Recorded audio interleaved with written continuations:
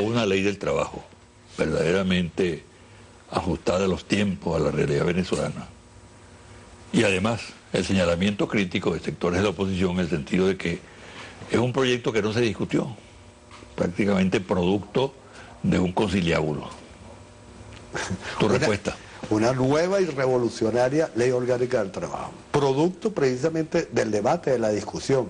No hay ley más debatida y más discutida después de la Constitución que la ley orgánica del trabajo. Pero primero que nos comenzó con la solicitud de los trabajadores y las trabajadoras del presidente que la asumiera a través de la habilitante. Ya veníamos un proceso en la asamblea de consulta, de debate.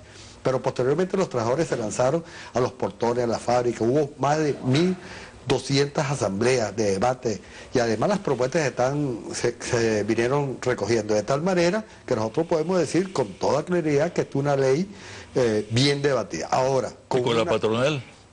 También con algunos sectores, incluso aquellos que están afiliados a Fedecámara. No se hizo con la cúpula, pero nosotros tuvimos debate con cámaras, la Cámara Automotriz, la de farmacia, con Fedecámaras regionales, también con la pequeña y mediana industria, Fedeindustria. O sea, fue un amplio debate.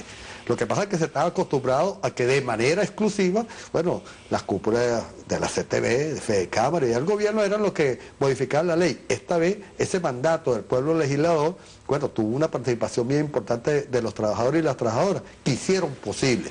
Y ahí fue donde surgió que más que una reforma puntual como lo indicaba la Constitución o una reforma general como la estábamos trabajando en la Asamblea, fueron precisamente los mismos trabajadores y las trabajadoras que indicaron, no, en el momento político que estamos, por las características del gobierno que tenemos, por el mensaje y la transformación que necesitamos en el país, necesitamos una nueva ley que cambie y que incida realmente en los medios de producción y en el papel protagónico y participativo de los trabajadores. Por supuesto, en el marco de la Constitución, que es el que señala grandes áreas del papel de los trabajadores en estos instantes.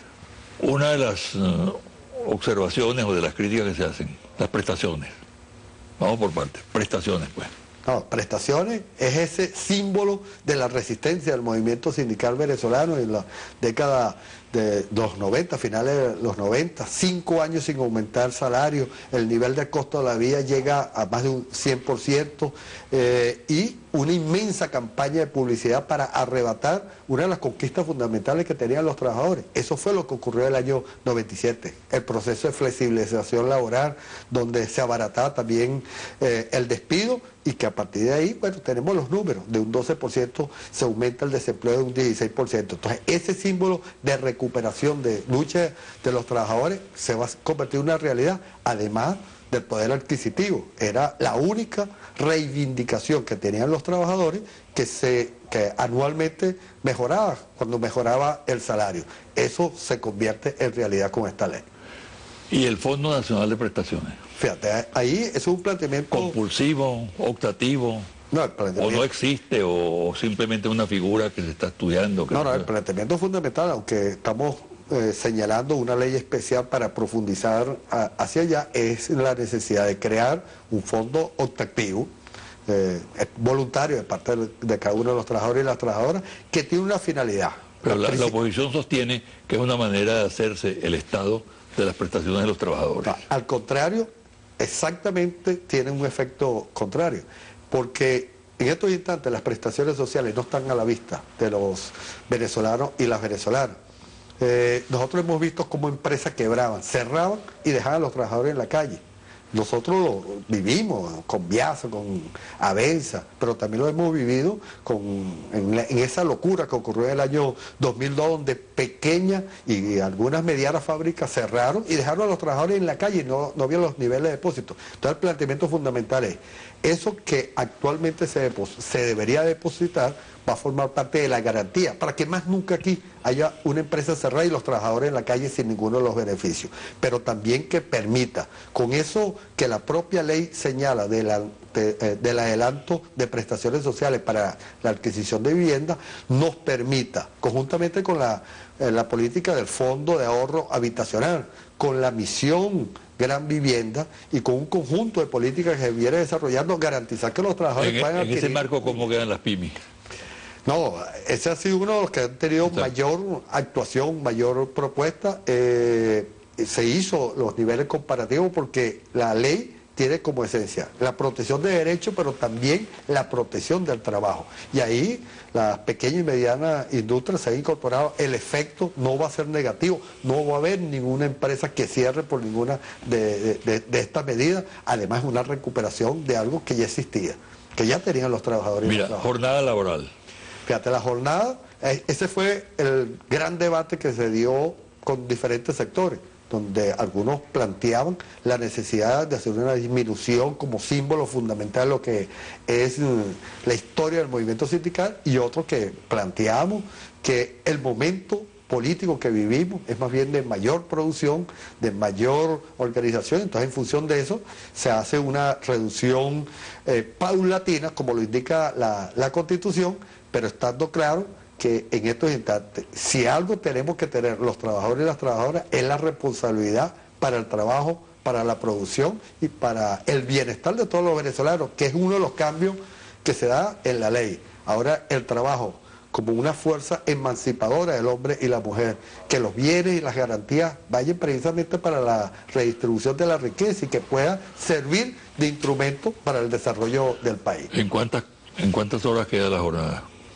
No, el planteamiento es una reducción semanal, no diaria, se da 2 días libres, que es lo que se está planteando, y de 42 horas se reduce a 40 horas la jornada semanal. Entonces la reducción fue semanal y no diaria. Se mantienen las 8 horas diarias y se hace una reducción desde el punto de vista semanal. El tema de la estabilidad laboral y la movilidad. Esa fue la propuesta más debatida, más discutida, y donde hubo mayor señalamiento de parte de los trabajadores, incluso en las encuestas que realizamos. Es la eliminación del despido injustificado. En un Estado, en una Constitución que nos señala el trabajo como un derecho social, como un derecho humano, que es de protección a la familia, no se puede permitir el despido sin causa justificada, como ocurre en Estados Unidos, y vimos cómo perdían vivienda, cómo perdían los vehículos. En este caso, sin favorecer, como fue parte de la campaña, a los flojos, a aquellos que no cumplen, porque esos serían causas para el despido, planteamos que esos que trabajan, esos trabajadores y las trabajadoras, que es la inmensa mayoría, tengan una protección, que no puedan ser despedidos a menos que ellos mismos, ocasionen algunas causas. Cambiar el procedimiento, porque actualmente se planteaba como mecanismo que tú eras primero destituido, después tenía que acudir a la inspectoría para demostrar que fue sin causa justificada, después que lo ganara, bueno, igualito no te reganchaba, porque la sanción era de 5 días y tenía que ir a los tribunales. Ahora cambiamos. Previo al despido, tiene que haber la calificación previa. ¿En qué situación quedan las inspectorías? No, la inspectoría, hay un proceso... Porque es una figura muy polémica. No, hay un proceso previamente de cambio importante desde el punto de vista de lo que es el ministerio. Ya no va a ser el árbitro entre dos contendores que peleaban entre sí, sino tiene la potestad y va a tener la potestad de tomar algunas decisiones y ejecutar sus propias acciones, porque incluso nosotros escuchábamos algunos sectores empresariales que señalaban que la ley orgánica de trabajo era la más violada, y era la más violada porque no había capacidad, primero para ejecutarla y segundo para sancionar. Hoy un proceso de estructuración completo del Ministerio de Trabajo, se crean los inspectores para ejecutar acciones y en una coordinación con los tribunales de trabajo, de tal manera de que quien tenga la razón en esa diatriba desde el punto de vista laboral se cumpla la ley. Ese es el planteamiento fundamental que va a tener. Y esta situación que se plantea, que se conoce como un momento con el nombre de fraude laboral, no, que mira, es la tercerización, ¿no? Esa fue una figura muy utilizada después de la reforma del año 97, donde se utilizaba, se contrataba, se subcontrataba a otras empresas para sustituir trabajadores. El ejemplo más grande y más palpable fue Sidor. En Sidor había 16.000 trabajadores. Después de la privatización quedaron 3.000 en la nómina, pero se contrataron o se subcontrataron 10.000 a cumplir las mismas funciones, pero con derechos diferentes. O algunas compañías que disfrazan una relación laboral a través de obligar a que creen una compañía. Entonces, aparentemente hay una relación mercantil. Son las diferencias que hay. Aquí estamos planteando primero su prohibición y sanciones, porque es un fraude de la ley, es un delito, y en ese sentido el Ministerio va a estar encargado de reponer la causa para los trabajadores y los tribunales para sancionar a quien cometa ese tipo de delito que afecta no solamente a los trabajadores, sino a la familia y a la sociedad en sí. ¿Cómo asume la nueva ley del trabajo desde el punto de vista humano la participación del trabajador, no solamente en el trabajo, sino en las relaciones en general sociales, económicas del país?